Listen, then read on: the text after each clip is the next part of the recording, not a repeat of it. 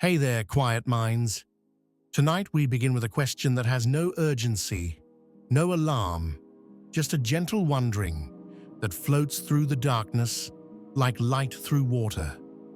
What if, when you looked up at the night sky, two moons gazed back at you instead of one? Imagine this with me now.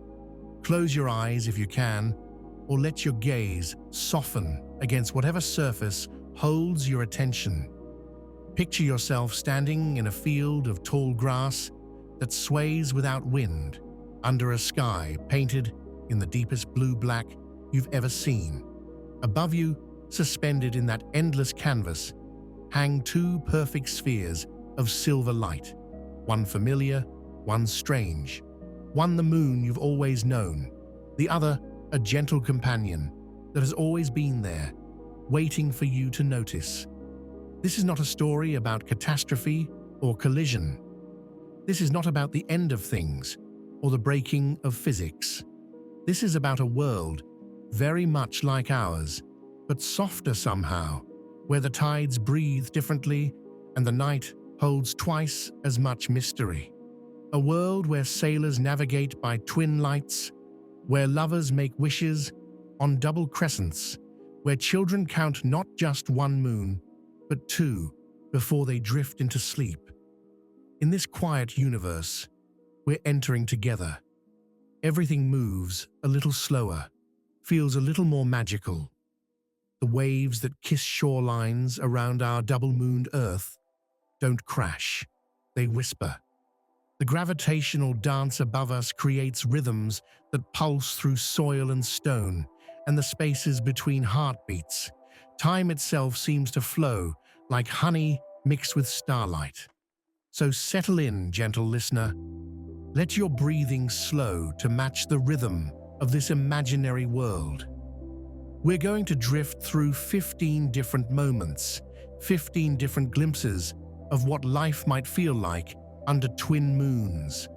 We'll float through ancient forests where trees grow in spirals, visit coastal cities where the harbor fills and empties in patterns no single moon world has ever known, and meet the quiet creatures who have learned to live by the light of two celestial guardians.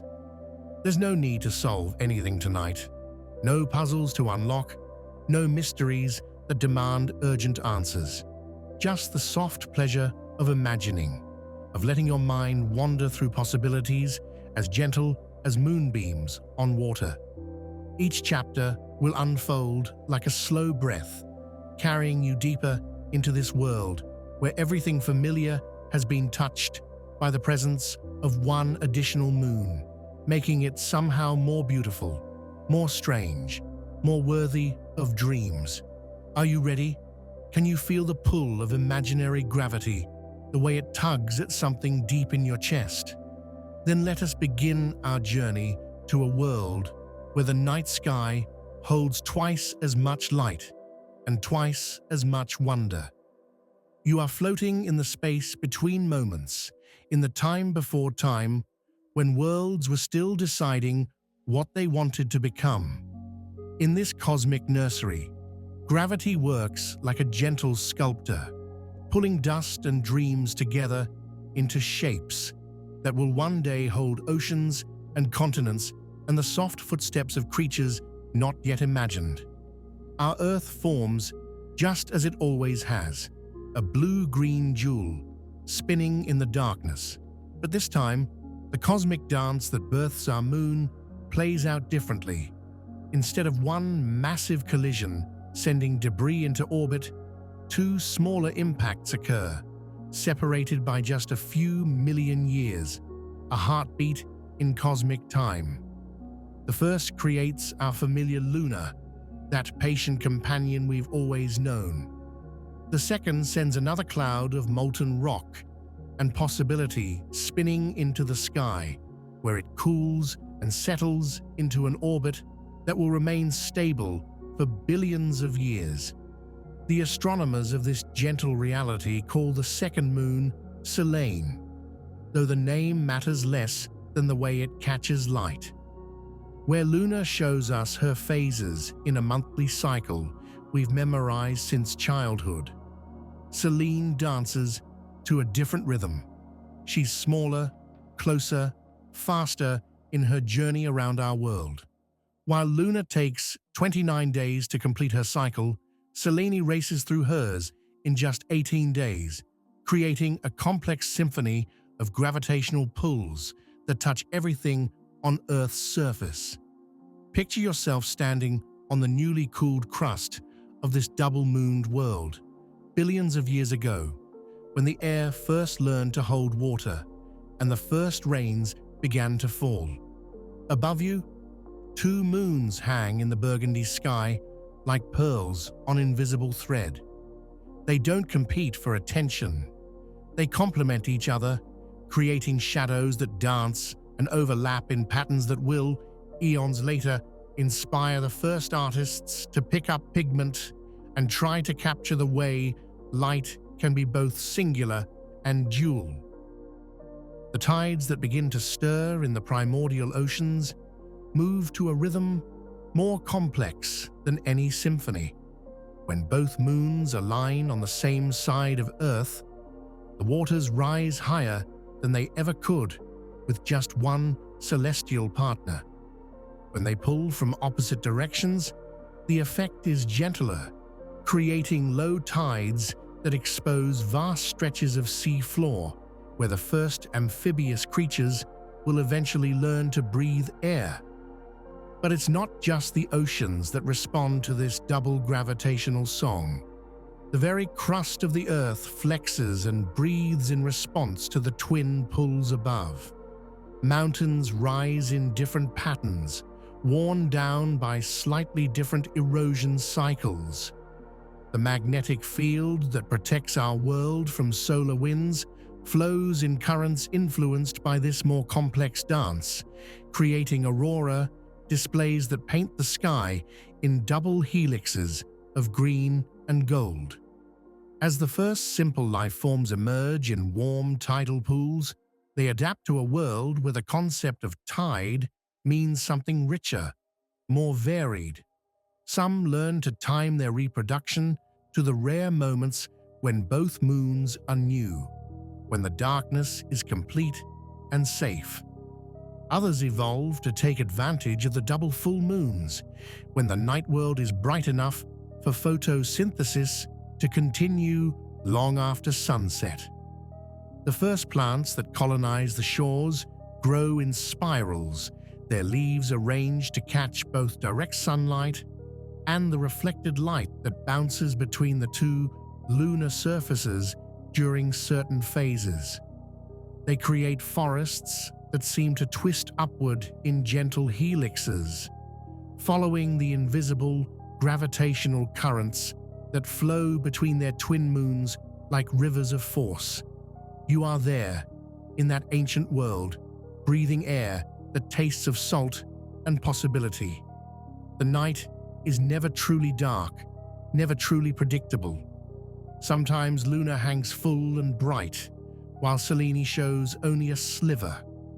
Sometimes both crescents cup the same stars, like hands holding light. Sometimes they eclipse each other, creating rings of fire in the sky that last for minutes, while planets and creatures below pause in their activities to witness the celestial embrace. This is where your double-mooned world begins, not with violence or catastrophe, but with the slow, patient work of gravity learning a more complex song. As you watch those twin lights wheel overhead through the long first night of this gentle reality, you can already sense the different kind of magic that will emerge from soil touched by two moons instead of one. The rocks remember this night. The oldest stones in riverbeds still carry the vibration of that first double moonrise, when the earth looked up and saw not one companion, but two, and sighed with the contentment of a world that would never be lonely in the dark. You wake to the sound of water moving in patterns your single moon ears have never heard. The beaches of this double-mooned world don't experience simple high and low tides. Instead, they breathe to a complex rhythm that creates music. The slow, deep percussion of primary tides mixed with the quicker, lighter melody of secondary currents that pulse in 18-day cycles. Standing on the shore of what might have been the Mediterranean, you watch waves that seem to think before they break. When Luna and Selene align, pulling together from the same quadrant of sky, the water rises in what coastal dwellers call twin high, creating tides that can rise 15 feet higher than the highest single moon surge. But these aren't destructive walls of water. They rise slowly, gracefully, giving beachcombers and seabirds plenty of time to retreat to higher ground. The fishing villages that dot these coasts have learned to read the sky like a complex musical score. Fishermen don't just check moon phases. They consult tide tables that track the intricate dance between two lunar cycles.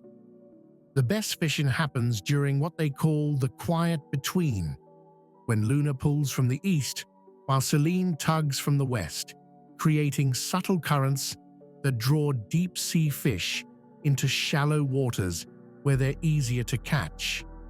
Children in these coastal towns grow up counting by 8s and 18s instead of just 7s and 29s. They learn to predict not just when the water will be high, but which kind of high. The slow, gentle swell of a single moon tide, the urgent rush of twin moon alignment, or the complex interference pattern that occurs when the two cycles work against each other, creating stand-in waves that seem to breathe in place. You walk along a harbor where the docks are built in tiers, each level designed for different tidal states. The lowest platforms serve fishing boats during the deepest low tides, when both moons pull from opposite sides of the world and the water retreats to reveal sandbars that only exist in this double-mooned reality. The highest walkways accommodate the rare spring tides that occur when both moons are full and perfectly aligned, lifting the ocean until it seems to reach toward the lights that called it upward. The architecture here has evolved to dance with water in ways that single-moon cities never needed to learn. Buildings near the shore stand on stilts that adjust their height through systems of counterweights and pulleys, rising and falling with the complex tidal patterns like flowers following a sun that moves in spirals instead of simple arcs. Salt marshes stretch for miles inland, their boundaries shifting not just with seasons, but with the longer cycles of lunar alignment. Some areas flood only during the rare grand conjunction when both moons are full and at their closest approach to Earth. These temporary wetlands become nurseries for species that exist nowhere else, creatures that have learned to time their entire life cycles to events that happen only once or twice per year. The sounds here are different too, where single moon tides create the simple rhythm of advance and retreat. These shores produce harmonies. The primary wave action follows Luna's familiar pattern, but Selene's influence adds overtones and undertones, creating surf that sometimes whispers in minor keys and sometimes builds to crescendos that include frequencies no earthly orchestra could produce. At night, when both moons are visible, their light creates double paths across the water, two silver highways stretching from shore to horizon. Lovers walk these beaches knowing that the romantic tradition of moonlight on water has been enhanced here, made twice as beautiful by the presence of twin celestial lovers who themselves dance an eternal courtship across the sky. You sit on warm sand and let the complex rhythm of these double-influenced waves wash over your feet. The water is the same, salt and minerals, and the microscopic life that makes oceans shimmer. But its movement carries the pulse of two hearts instead of one.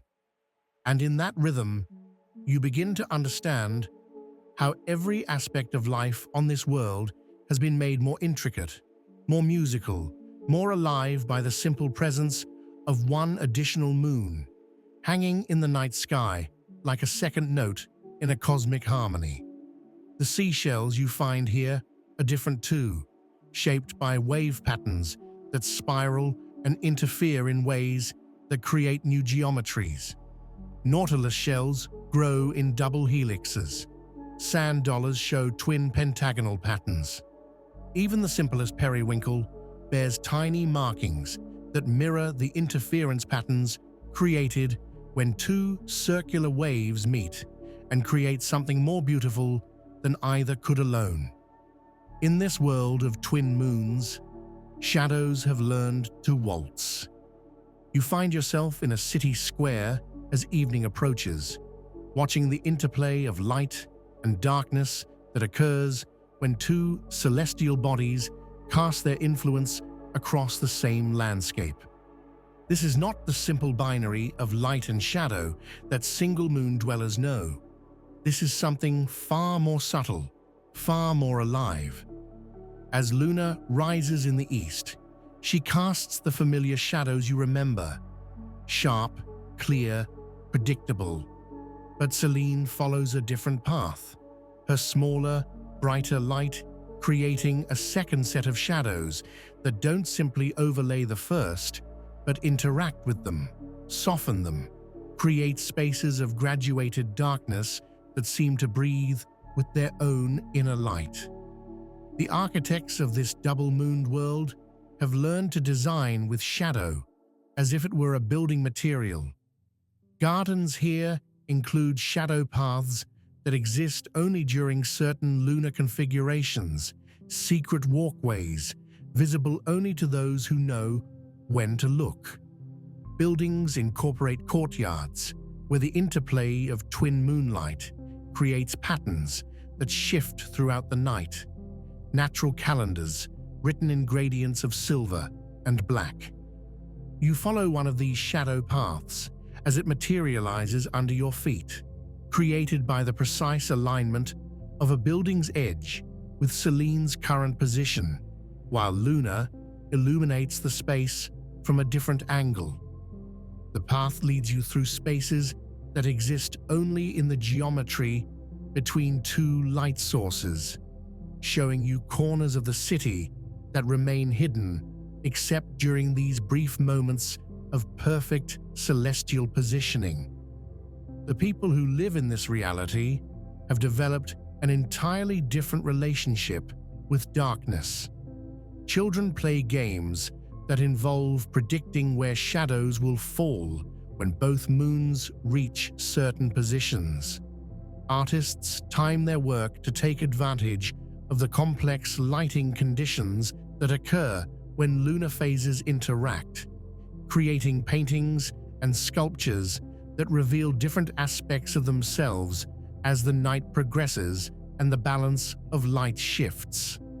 Street performers have elevated shadow puppetry to an art form impossible in single-moon worlds. With two light sources, they can create shadow plays where characters interact not just with each other, but with their own double shadows, telling stories that unfold in layers of meaning as the moons move across the sky and change the relationships between light, performer, and shadow. You pause in a small park where trees have been planted specifically for their shadow-casting properties. Willows with delicate feathery leaves create shadows that shimmer and interfere with each other when both moons are bright, producing patterns on the ground that look like water rippling in response to wind that touches only light. Oak trees, with their broad, solid leaves, cast shadows that provide steady anchor points in the shifting tapestry of twin moon illumination. The night markets here operate on schedules that would seem chaotic to single moon merchants. Some stalls open only during the dark phase, when both moons are new and the ancient art of trading by touch and sound comes into its own. Others time their peak hours to coincide with the double full moon, when the night is bright enough to examine wares as carefully as in daylight. Lovers in this world have twice as many opportunities for romantic moonlit encounters, but they also have to navigate the complexity of choosing which moon to make wishes upon. Some couples pledge themselves under Luna's familiar light, honoring the traditional lunar associations with love and fertility. Others prefer Selene's quicker, more passionate cycle, seeing in her rapid phases a reflection of the intensity of new romance. You find yourself in a rooftop garden where someone has carefully arranged mirrors and prisms to capture and redirect the light from both moons, creating a private light show that changes throughout the night as the celestial sources move across the sky. Water features here don't just reflect moonlight. They separate it into component parts, creating fountains that spray silver and blue and the faintest hint of gold when the angle is just right. The shadows cast by your own body in this doubled light are strange and wonderful. Sometimes you have two distinct shadows pointing in different directions. Sometimes they overlap to create a deeper darkness surrounded by a penumbra of silver. Sometimes, when you stand in just the right position, the shadows cast by each moon seem to cancel each other out, leaving you standing in a pool of soft, even light that seems to come from everywhere and nowhere. As the night deepens and both moons climb higher, you notice how the interplay of their light transforms familiar objects into something magical. Benches become sundials that track lunar time in two different scales. Statues seem to move as their multiple shadows shift and dance. Even simple things like fire hydrants and mailboxes cast complex shadow patterns that create temporary art installations on sidewalks and walls. This is a world where darkness has texture, where shadow has depth, where the simple presence of two moons in the sky has taught light itself to dance in ways that single moon physics never imagined. And you are here, wandering through this gentle confusion of illumination, learning to see beauty in the spaces between one kind of light and another. You enter a woodland that grows to different rules, where trees have learned to reach for two moons instead of one. The forest feels familiar at first, pine needles soft underfoot, the green smell of chlorophyll and earth, bird songs echoing through branches. But as your eyes adjust to the filtered light, you begin to notice that nothing here grows quite straight. The trees spiral. Not dramatically, not in obvious helixes that would look unnatural, but in subtle curves that follow the gravitational influences of Luna and Selene as they wheel overhead through seasons and years. A oak here leans slightly eastward at its base, then curves west as it grows taller, then eastward again, creating a gentle S-curve that traces the path of celestial forces through space and time. You follow a trail that winds between these spiraling giants, and you realize that the path itself curves in harmony with the trees, as if the deer and humans who first walked here were unconsciously responding to the same dual gravitational pull that shapes the forest's growth. The trail spirals deeper into the woods, but it doesn't feel like walking in circles. It feels like following a river that flows upward through 3 dimensions instead of 2. The understory here grows in patterns that single-moon forests never develop. Ferns arrange themselves in double spirals, their fronds catching light that filters down through the twisted canopy in constantly shifting patterns. Wild flowers bloom in circular clusters, but the circles are slightly off-center, as if the plants are reaching toward 2 different points of attraction simultaneously. You come to a clearing where the full strangeness of this double-moon forest becomes apparent. The space is perfectly circular, but it contains 2 centers. 2 points where the largest trees form rings around areas of shorter growth. During certain phases of the dual lunar cycle, each center receives different amounts of filtered moonlight, creating a natural amphitheater where the forest seems to be conducting 2 different conversations with the sky. The wildlife here has adapted to this spiral geometry in ways both subtle and profound. Squirrels follow helical paths up tree trunks, their movements so perfectly matched to the tree's spiral growth that they seem to glide upward without effort. Birds build nests in locations that take advantage of the complex wind patterns created when air flows around spiraled branches, creating microclimates that remain stable even during storms. You pause beside a stream that flows through the forest in curves that mirror the tree's growth patterns. The water doesn't follow the simple downhill path that gravity would dictate in a single moon world. Instead, it meanders in gentle spirals, creating pools and eddies that seem to respond to forces more complex than simple elevation and erosion. The sounds here are different too. Wind through spiraled branches creates harmonics and overtones that straight trees cannot produce. The forest sings in chords rather than single notes, with each tree contributing its own frequency to a woodland symphony that changes as the moons move overhead and alter the gravitational tensions that tune each wooden instrument. At night, when moonlight penetrates the canopy, it doesn't create simple patterns of light and shadow. Instead, the double illumination filtering through spiraled branches produces interference patterns on the forest floor, areas where light from Luna and Selene combine and cancel in ways that create temporary mandalas of brightness and darkness, natural art installations that exist for minutes or hours before the movement of leaves and moons erases them and creates new ones. You find mushrooms here that grow in fairy rings, but the rings are figure eights rather than simple circles, as if the fungi are responding to dual points of cosmic influence.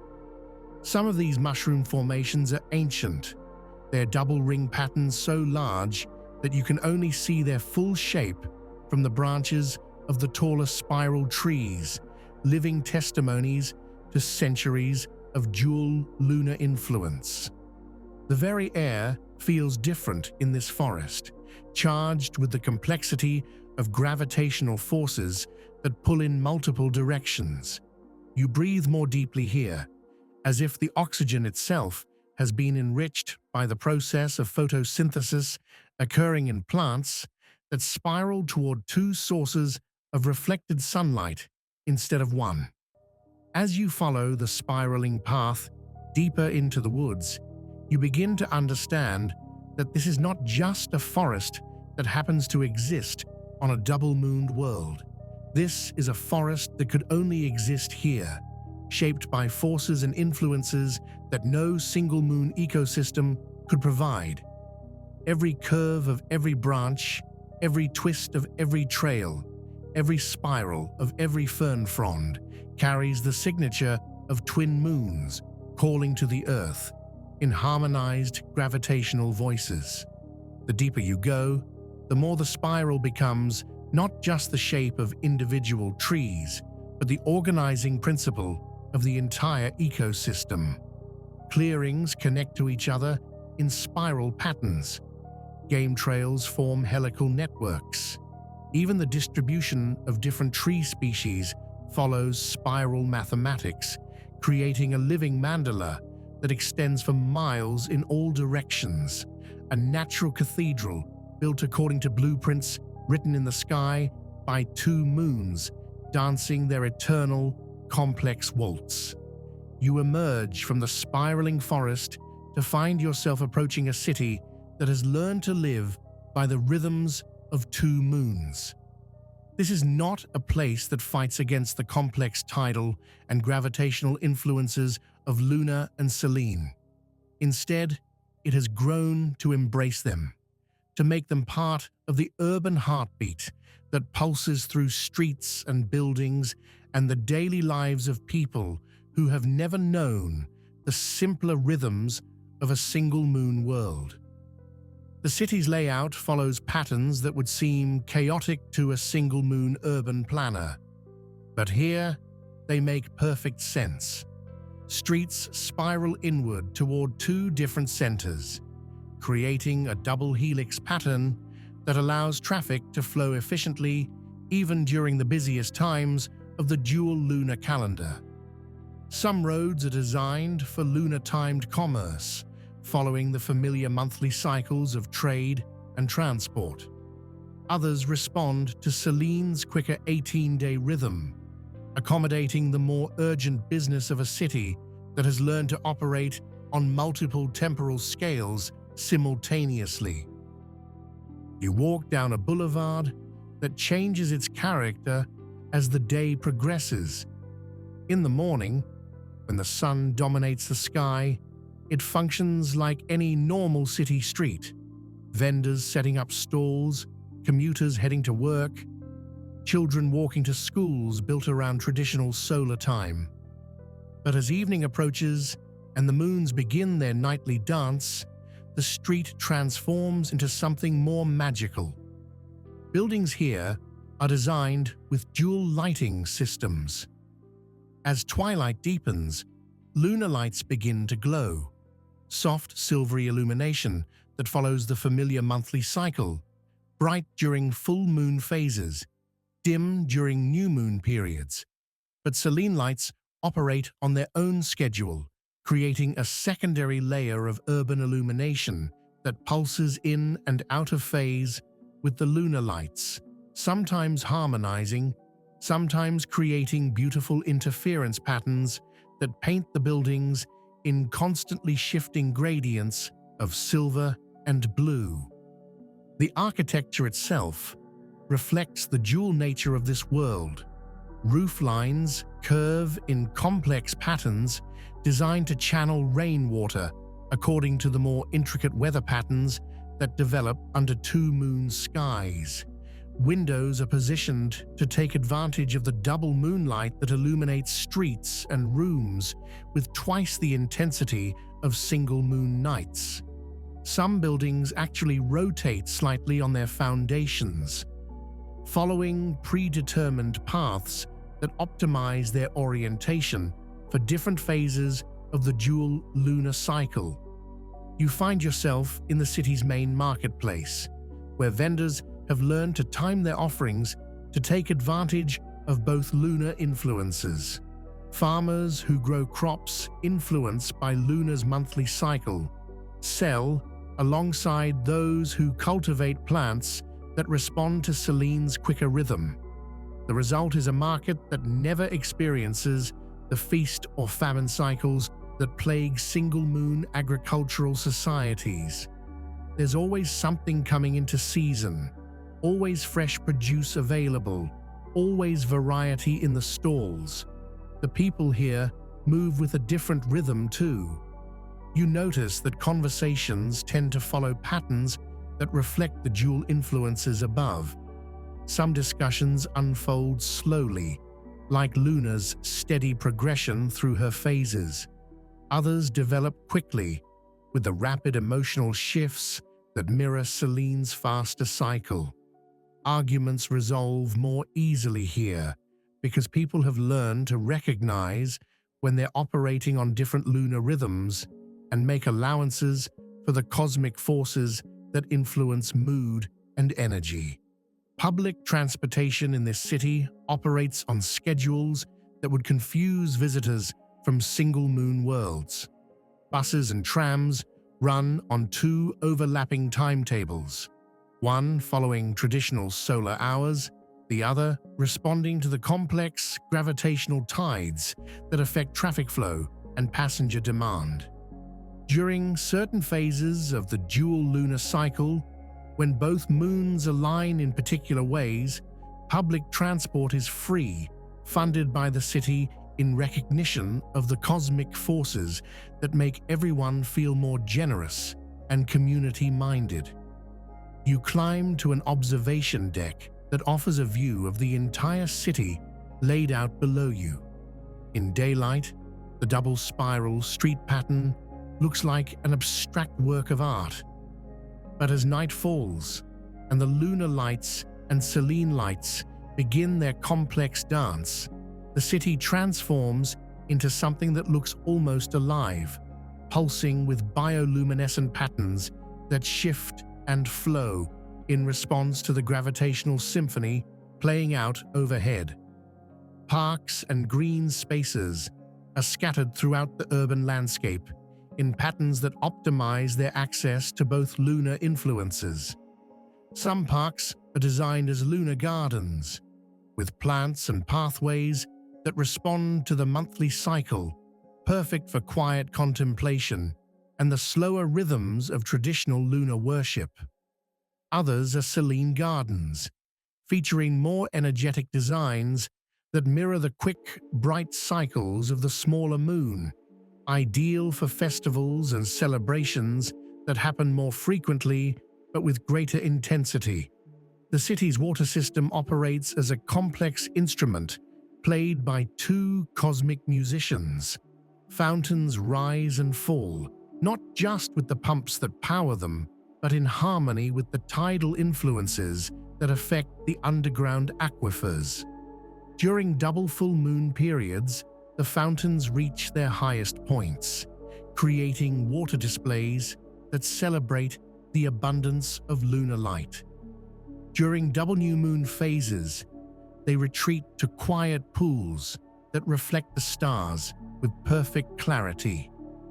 As you wander through neighborhoods that shift their character with the phases above, you begin to understand that this is more than just a city that happens to exist under two moons. This is an urban organism that has co-evolved with its cosmic environment, its heartbeat synchronized to the complex rhythms of lunar and Selene, its very architecture breathing in harmony with gravitational forces that single moon cities could never imagine.